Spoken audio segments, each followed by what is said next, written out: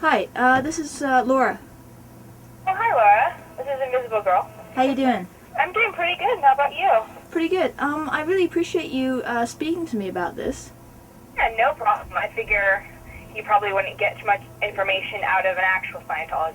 No, I didn't, unfortunately. I had quite a few questions I wanted to ask her, but it was clear that she had a set kind of I wouldn't call it agenda, but she had a set script that she wanted to go through first, And Yes, I didn't. I'm positive she was drilled before she talked to you. Well, the thing is, she's good at talking to people. I mean, in the sense that she's a good representative for the Church of Scientology according to their standards.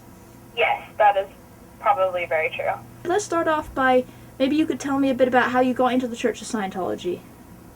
Well, I got into the church when I was in 8th grade, and I went to go visit, just kind of a walk-in, because I was recommended to do a course that would help my communication skills with my parents.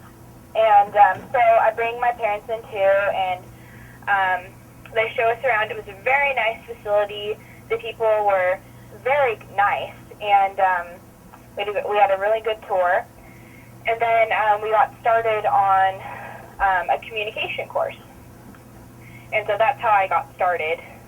And yeah, so I got more into it than my parents did. Because apparently while I was doing courses there, the church kept calling our house over and over again, like every day, to see when we would come in next, and my parents would always answer that, so they got very annoyed by it, and they stopped wanting to go in because they were being way too pushy. Did they actually ask the church to stop calling them? Yeah, they did. They're like, we don't want to start another course, and don't want to come in. We're very busy with our own lives right now, and we can't afford to, spend time and paying money to do the rest of these courses. Mm-hmm. And the church kept saying, oh, well, your daughter's in. Don't you care about her? And did they actually use those? She can do what she wants to do, but, we don't want to do it. It's not that we don't like you, but it's just we don't have the time. Did they actually use those words that, don't you care about her? Sorry about that, what? Did they actually use the words, don't you want to do these courses because your daughter's in, don't you care about her? Yes. They did, okay. Mm-hmm. And basically what happened was they stopped going. And the church stopped calling after a while, but they kept sending promotion through the mail and flyers. And I ended up going off to a school where I was in a boarding school. So basically, I wasn't affiliated with the church for a couple years. Then after I finished high school, I ended up actually joining the Scientology staff where I used to live. Okay. Now, there's, because the Church of Scientology here is given religious status, let me just get my notes out here. It says that, let's see.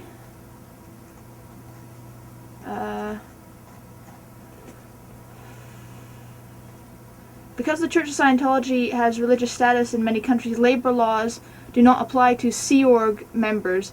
Therefore, Sea Org members have no protection from long and abusive work hours. Did you feel like you were pushed a great deal being a Sea Org member to complete work?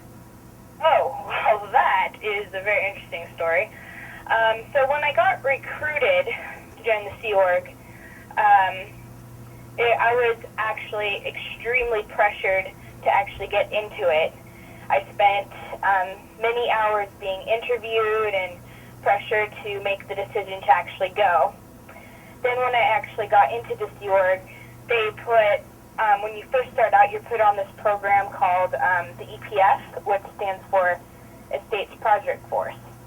Estates Project Course. Sorry, what? You say Estates Project Course, right? Course. Okay. Yeah.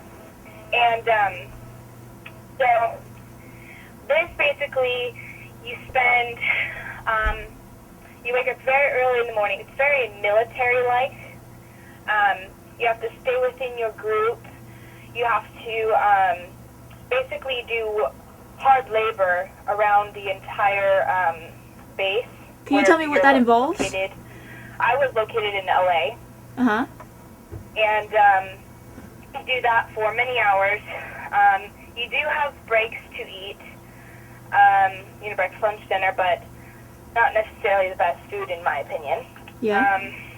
Then after you do work all day, then around 5, you have 15 minutes to take a shower and get dressed, and then you go and work on courses for the rest of the night until you go to bed.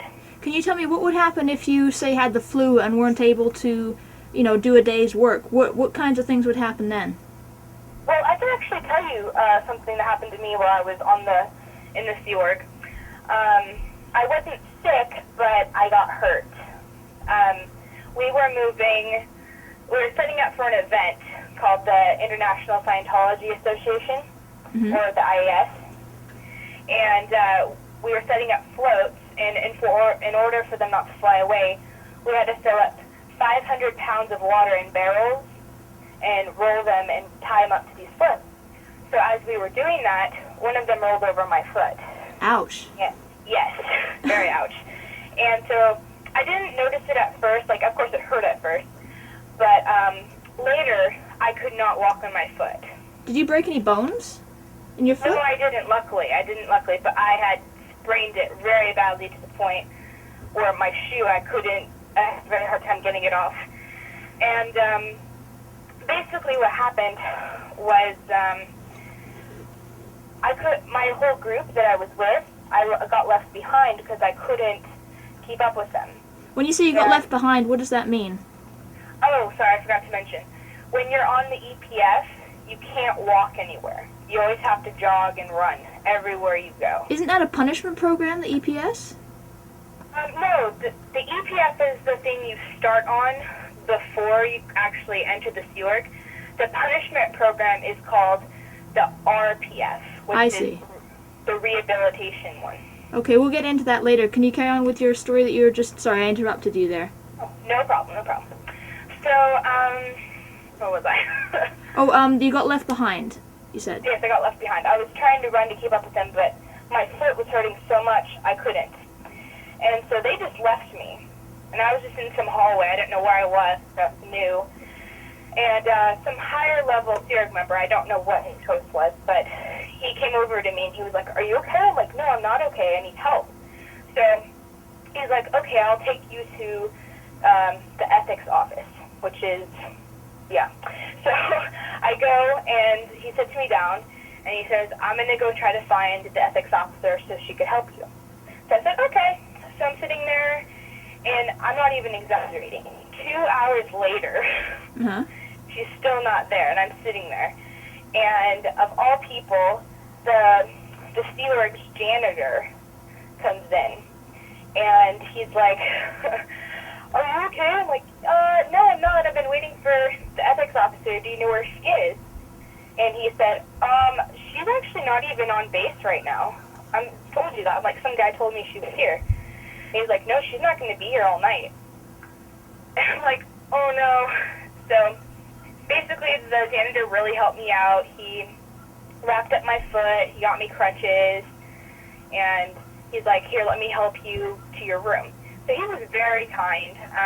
I really thank him for that. So I was put in my room, he gave me an ice pack and everything, and then he said that he would call one of the doctors. So you have doctors on staff? Sorry? You have doctors on staff? Supposedly, yes. I see. Are these fully qualified doctors? Do you know?